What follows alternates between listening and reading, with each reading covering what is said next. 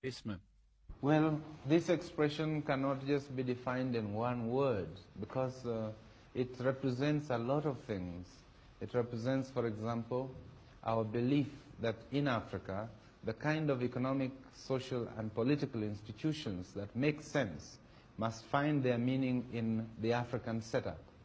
That any new organization which we bring up must be based on some traditional concept to life. It must not just be imported from outside. For example, we are clan-minded, we are tribal-minded in that we are communal in our concept of life. Now, it is necessary that our new institutions are based on this approach, what we have called in our definition of African socialism, mutual social responsibility.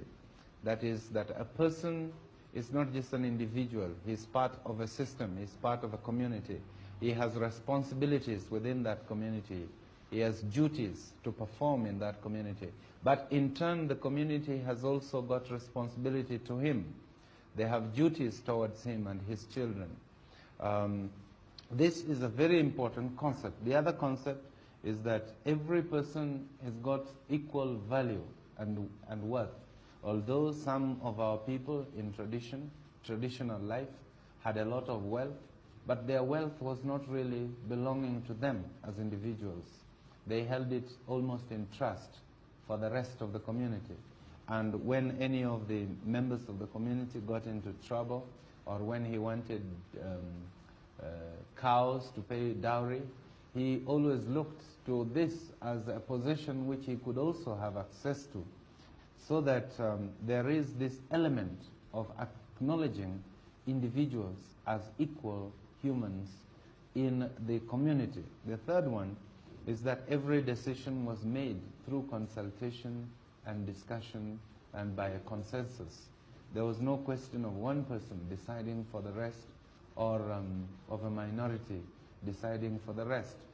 There was also a proper procedure which laid down how every decision must be taken and at what level different decisions must be taken.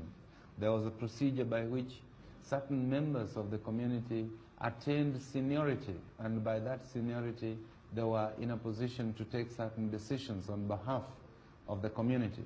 This is the democratic nature of our society.